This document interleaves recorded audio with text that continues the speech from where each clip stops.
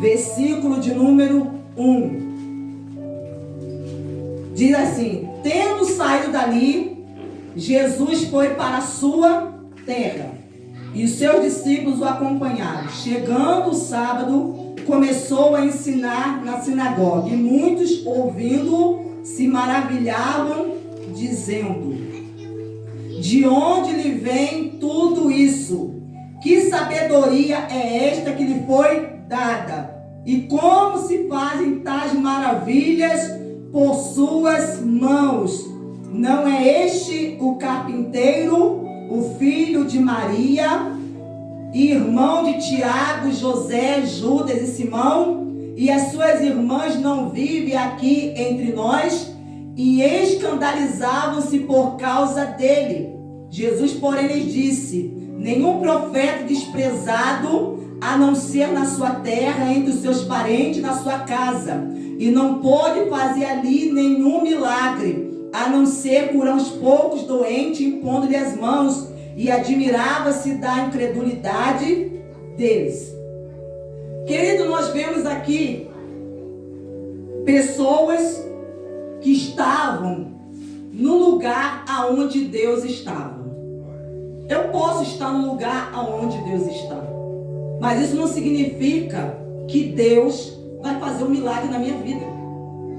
Eu posso estar, você pode estar, às vezes estamos no lugar certo, aonde Deus está, como aconteceu com esses judeus, porque eles faziam isso todos os sábados, como era de costume, se reunirem na sinagoga, no lugar de culto a Deus. Se reuniam para cultuar a Deus, para adorar, para ler as escrituras.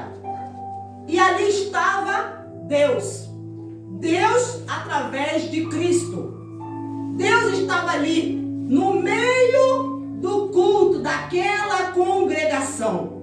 E diz ali que ele ensinava. E começou a ensinar na sinagoga. Quem começou a ensinar na sinagoga? Jesus. Jesus começou a ensinar. Você sabia que quem está ensinando você aqui é Jesus? Não sou eu, não. É Ele que está me usando para você. Glória a Deus. Se você acreditar, né? Porque você pode acreditar que sou eu. Mas se você acreditar que eu sou de Deus, que o Espírito de Deus está em mim, você vai entender pelo Espírito que não sou eu que estou te ensinando. Mas é Ele que está falando através da minha vida. Começou a ensinar na sinagoga. Então Jesus estava ali ensinando. Ensinando o quê? A palavra de Deus. Falando sobre Deus. Levando as pessoas a Deus, ao conhecimento de Deus, da verdade. Ouvindo, se maravilhavam, dizendo: de onde lhe vem tudo isso? Porque as pessoas ficavam o quê? Impactadas, impressionadas com o ensinamento de Jesus. Da onde vinha esse ensinamento? De quem ele havia recebido? Quem ensinou para ele essas coisas? Que sabedoria é esta que lhe foi dada? E como se fazem tais maravilhas por suas mãos? Então a mão de Deus estava ali. A mão de Deus estava ali operando, querido. O poder de Deus estava ali para operar, para se manifestar. Porque as pessoas aonde Jesus estava, haviam pessoas que eram tocadas, eram curadas, eram libertas, eram abençoadas pelas mãos de Jesus. A mão de Deus. Não é este o carpinteiro, mas alguns começaram a dizer: ué, mas esse homem aí que está ensinando a palavra de Deus, ele não é o carpinteiro? Eu conheci o pai dele chama José. Ele não é filho de Maria? Ele não tem um irmão que se chama Tiago? O outro que se chama José, Judas e Simão? Quer dizer, eram pessoas que conheciam Jesus. Conheciam.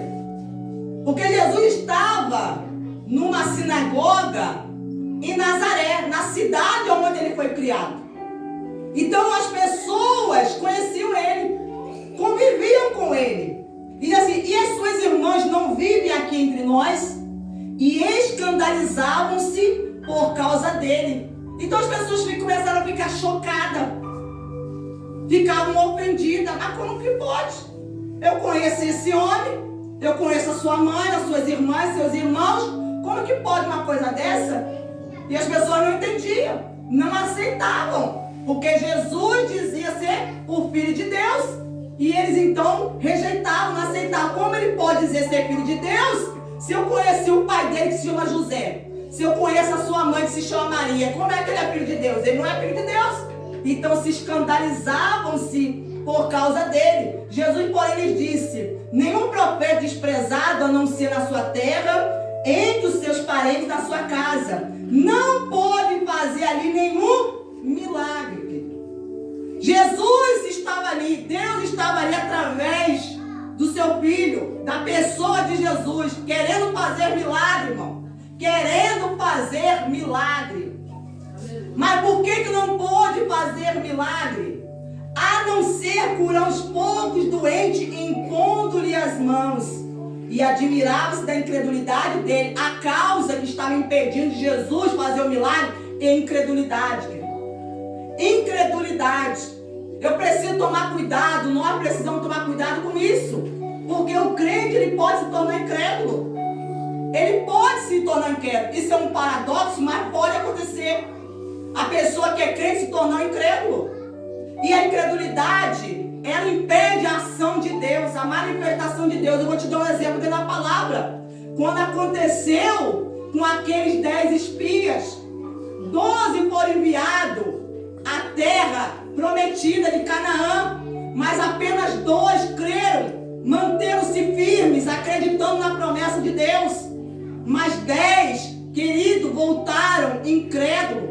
Eles saíram acreditando e voltaram incrédulos, porque eles olharam que a terra havia gigante e eles não conseguiram acreditar que Deus tinha poder para colocá-los naquela terra, para dar a eles aquilo que Deus havia prometido. Então eles deixaram a incredulidade dominar a vida deles, o coração deles. Eram pessoas que eram crentes, mas se tornaram pessoas incrédulas, porque elas deixaram de olhar para a palavra, a promessa de Deus, e passaram a olhar para aquilo que elas estavam vendo, para o problema, para o gigante. Aleluia, o que aconteceu com esses judeus? Por eles saberem, olharem para Jesus e conhecê-lo desde a sua infância,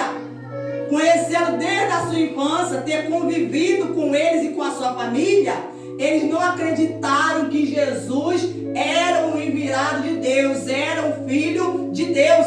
E isso, querido, criou-se o quê? Uma separação, um impedimento para a manifestação de Deus. Então Deus estava ali presente, querendo fazer milagre, mas o texto é bem claro, dizendo que não pôde fazer ali nenhum milagre. Havia pessoas necessitadas de milagre? Havia pessoas que estavam ali sofrendo, precisando que Deus tocasse nelas? Havia. Mas por que Deus não fez? Por causa da incredulidade. A incredulidade é um mal, querido.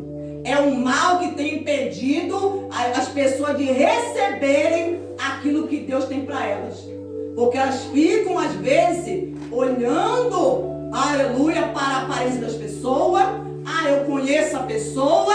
Olhando, querido, para o lugar. A pessoa fica olhando, né? Se acostuma. Porque eles haviam o quê? Havia um costume. Eles estavam acostumados. Porque o culto que eles frequentavam, eles iam prestar a Deus, acabou se tornando uma coisa costumeira, uma mesmice. E Deus está bem ali presente, querendo operar, se manifestar, mas não está o quê? Podendo. Porque às vezes não encontra um coração aberto, um coração cheio de fé, um coração acreditando que ainda que a sua situação seja algo impossível, aleluia, aos olhos dos homens, mas é possível para Deus. Para Deus fazer, resolver e solucionar. Porque Deus quer fazer milagre. Deus quer fazer milagre. Deus é especialista em milagre. Deus é especialista em cura. Aleluia. Deus não está limitado a tempo, a espaço. Deus não está limitado, querido, a recursos humanos. Deus não está limitado aos homens, à ciência, a nada. Porque Ele é Deus. Ele é Deus. Aleluia. Nós precisamos ter essa fé, esse entendimento. Nós precisamos. Então, há pessoas ali que não acreditavam que Jesus era o Filho de Deus, que Jesus foi enviado de Deus, que Jesus, ele era o Santo de Deus. Mas engraçado que muitas pessoas, muitos judeus não acreditavam, mas até os demônios reconheciam que Jesus era um Santo de Deus. Abre a sua Bíblia agora, em Marcos. Marcos, capítulo de número 1. Versículo de número 21. Depois de entrar em Cafarnaum e logo no sábado, Jesus foi ensinar na sinagoga. Jesus já estava em outra sinagoga, em outra cidade, na cidade de Cafarnaum. E maravilhavam-se com a sua doutrina, porque os ensinava como alguém que tem autoridade, não como os escribas. E logo apareceu na sinagoga um homem possuído de espírito imundo, o qual gritou: o que você quer conosco, Jesus Nazareno? Olha o que o espírito imundo, o demônio que estava possuído nesse homem disse: o que você quer conosco, Jesus Nazareno? Sabia que ele havia sido criado em Nazaré. Olha como é que o diabo conhece das pessoas. Como que Satanás conhece. Ele sabe aonde que a pessoa nasceu, ele sabe aonde que a pessoa foi criada, porque ele vem, o que a palavra de Deus fala, que ele está ao derredor. Então ele está ali, às espreita, observando desde a existência da pessoa. Desde quando a pessoa ela é concebida no ventre, o diabo já fica atento, de olho naquela pessoa, naquela vida.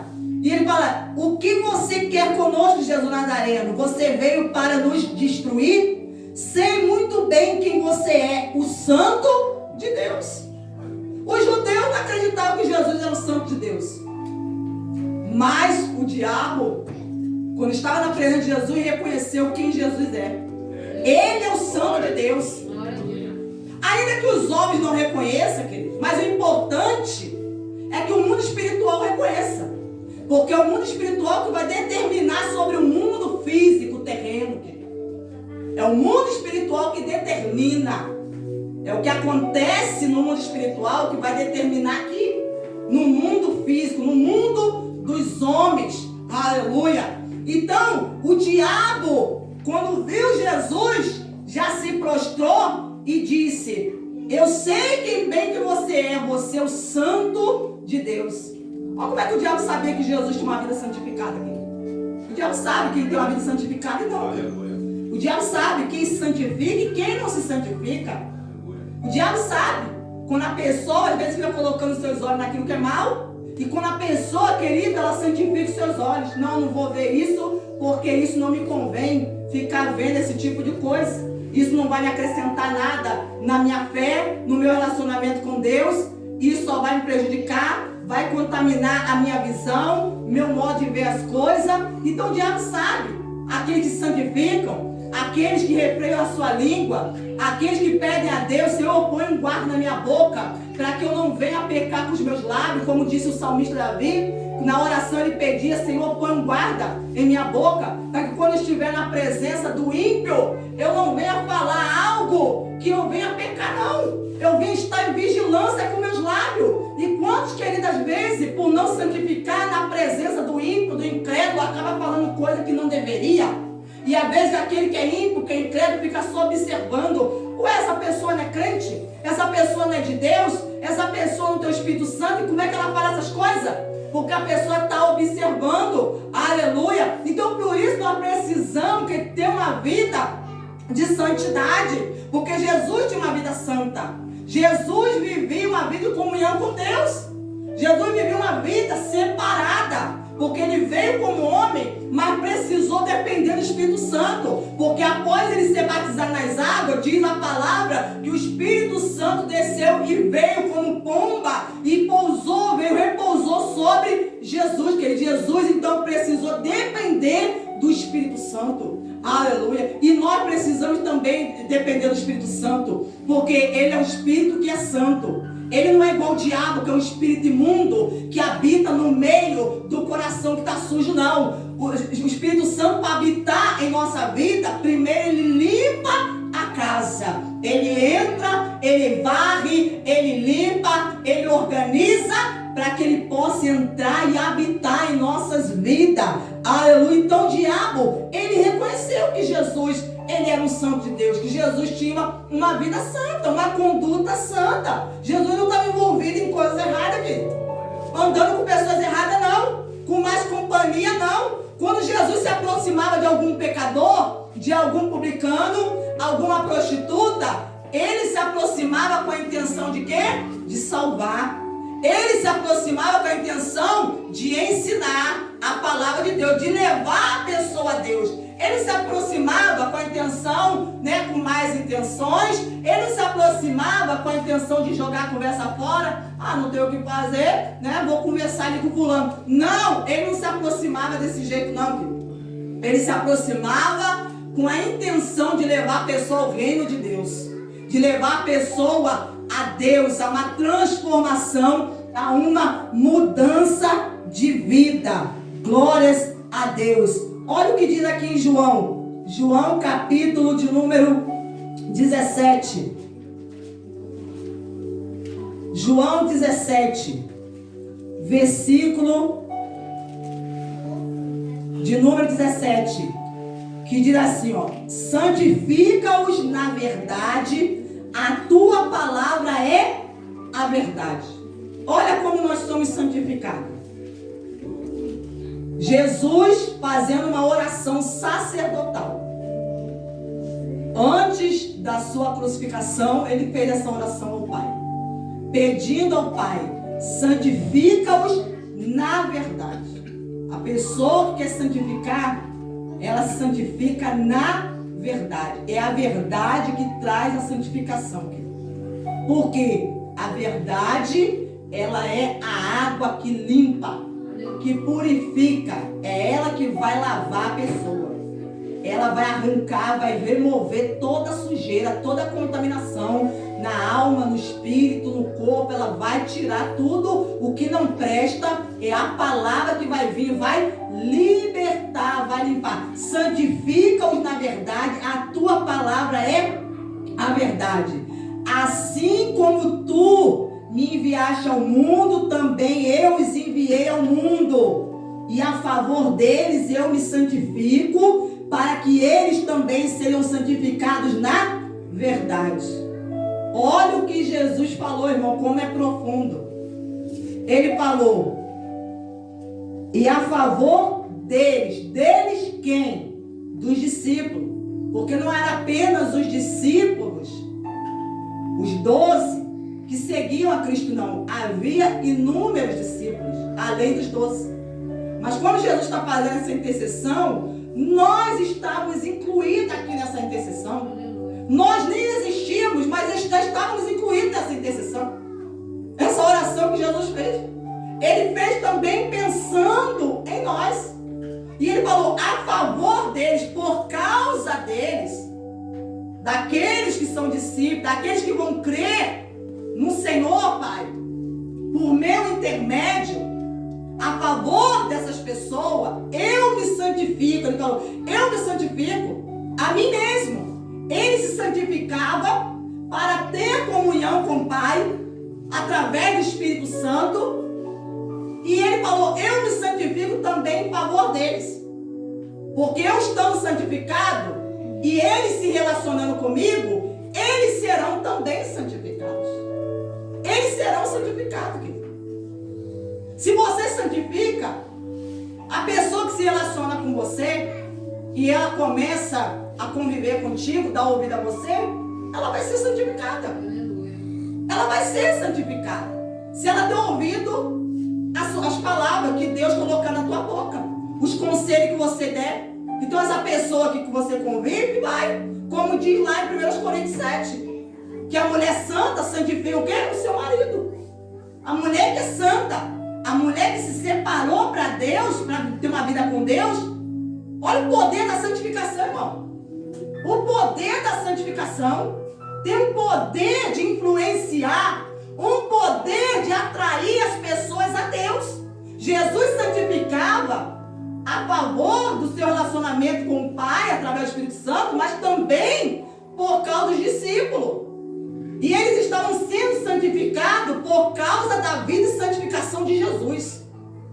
Eles estavam sendo santificados. Deus estava operando na vida deles, trabalhando na vida deles por causa da santificação. Então, dentro do seu lar, se você santificar, o seu marido será santificado. Você se relaciona com ele, você mudando, você santificando, você sendo um homem de Deus, uma mulher de Deus, você vai como um homem santificar sua esposa. E a esposa, como uma mulher de Deus, vai santificar o marido. E a Bíblia fala que até os filhos serão santos. Até os filhos são santos, são santificados também. Então a presença de Deus em nossa vida traz a santificação. Traz essa mudança. Aleluia. E é isso que Deus quer fazer. Porque Ele quer operar maravilhas. Ele quer que o mundo espiritual reconheça que nós somos santificados, querido. Nós somos santos de Deus, separados. Não é santo, não é aquele que nunca peca, não. Aleluia, mas é aquele que não vive na prática do pecado. Né? Não vive em constante prática do pecado. Não é aquele que nunca pecou na sua vida. Não, não é isso. É aquele que não vive em constante prática do pecado. Não tem prazer no pecado. Porque quem já foi santificado por Deus não tem mais prazer no pecado. Aleluia, tem prazer em Deus. Tem prazer em fazer a vontade de Deus. O seu prazer é esse. O seu prazer é agradar o seu Senhor. Aleluia, é viver uma vida de temor e uma vida de santidade. Agora, para a gente encerrar, abra sua Bíblia aqui em Atos 19, versículo de número 11. Atos 19, 11. Diz assim: Deus, pelas mãos de Paulo, fazia milagres extraordinários. E por que Deus, pelas mãos de Paulo, fazia milagres extraordinários? Porque Paulo era alguém santificado. Paulo era alguém que tinha comunhão com Deus através do Espírito Santo. Então Deus, pelas mãos de Paulo, na verdade, quando Paulo tocava em alguém, não era Paulo que estava tocando, era Deus que estava tocando através de Paulo. O poder fluía das mãos de Paulo. O poder, a unção fluía das mãos de Paulo. Deus, pelas mãos de Paulo, fazia milagres extraordinários. O que é milagre extraordinário? É algo fora, querido, do comum, daquilo que é costumeiro. Aquilo que é costumeiro. Olha como é que Deus ele quer operar no meio do seu povo, na vida das pessoas. Ele está com a mão estendida e ele quer usar pessoas para realizar milagres extraordinários, a ponto de levar aos enfermos lenços e aventais do seu uso pessoal. Paulo ele tinha uma vida com Deus, uma vida separada, santificada. Então aquilo que ele usava, lenços e aventais do seu uso, ele mandava, ele deixava levar a pessoas que estavam enfermas. E essas pessoas, ao tocarem nesses lenços, nesses aventais, terem contato com esses objetos, as pessoas eram curadas. As pessoas eram libertas. O mal fugia, como aqui está escrito, a ponto de levar os enfermos, lenços e aventais do seu uso pessoal, diante dos quais as enfermidades fugiam das suas vítimas. E os espíritos malignos se retiravam. E alguns judeus exorcistas ambulantes tentavam invocar o nome do Senhor Jesus sobre pessoas possuídas de espírito maligno, dizendo: ordeno que saia pelo poder de Jesus a quem Paulo prega. Os que faziam isto eram 7 filhos de um judeu chamado Seva, sumo sacerdote. Mas o espírito maligno lhe respondeu: conheço Jesus e sei quem é Paulo, mas vocês quem são? E o possuído do espírito maligno saltou sobre eles, dominando a todos, e de tal modo prevaleceu contra eles, que nus e feridos fugiram daquela casa. E este fato chegou ao conhecimento de todos os moradores de Éfeso, tanto judeus como grego, veio o temor sobre todos eles e o nome do Senhor Jesus era engrandecido. Muitos dos que creram vieram confessando e denunciando publicamente as suas próprias obras. Aleluia. Então você vê aqui que o espírito maligno falou: eu conheço a Paulo, conheço a Jesus, conheço a Paulo. E por que conhecia? Porque eram santificados, porque tinham a vida separada com Deus, querido.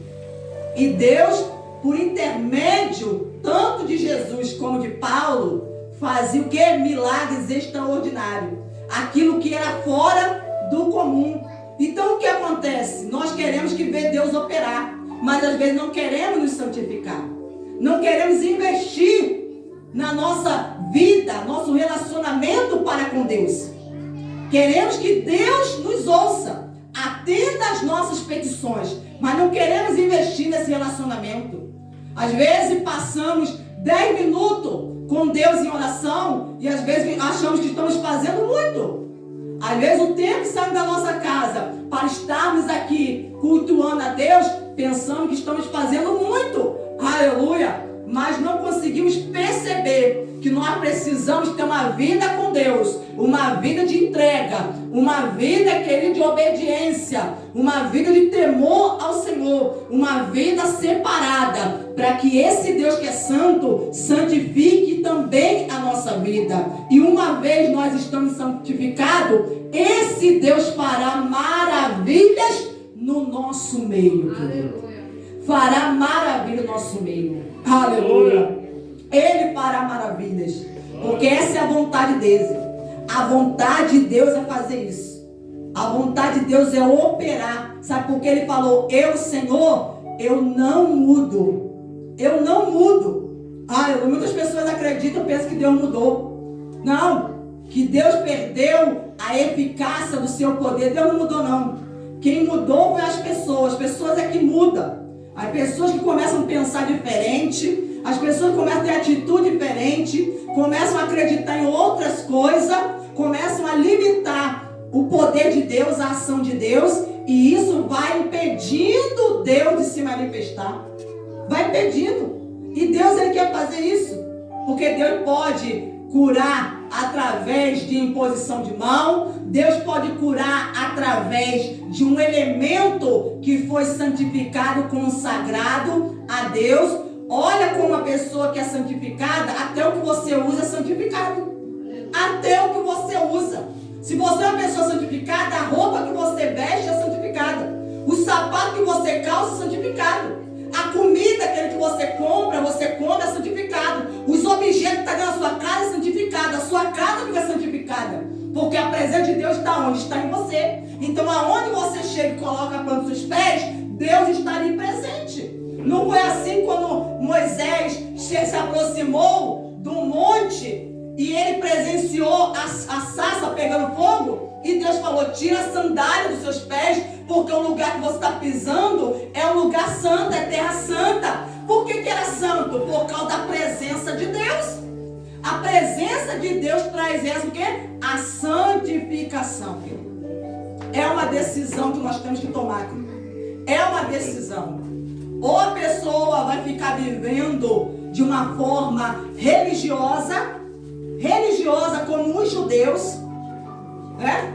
Vai viver de uma forma religiosa, como os judeus estavam acostumados a ir para a sinagoga, chegavam lá, faziam as suas orações costumeiras, cantavam talvez lá o seu louvor a Deus, né? Os seus cânticos a Deus, seus hinos, ouviam a palavra, a escritura, né? A Torá, liam a palavra de Deus, ou aquilo que, né, havia Deus revelado por meio dos profetas.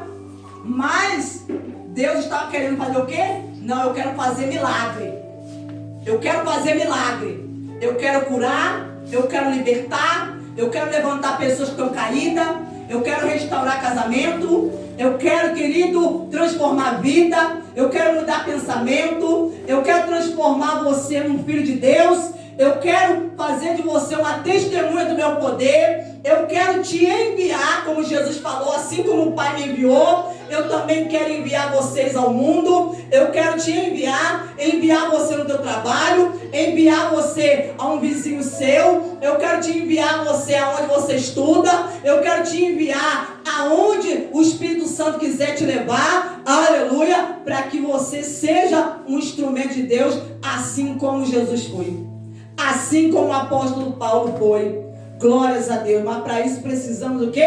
Nos santificar. Sede santos, porque eu sou santo. Aleluia. Porque sem santificação, ninguém verá a Deus. Ninguém vai ver.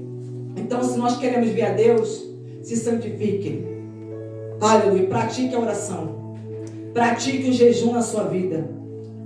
Pratique a meditação da palavra de Deus. Leia a palavra. Examine, estude, se alimente dela. Fale a palavra. Declare com a sua boca. Confesse a palavra.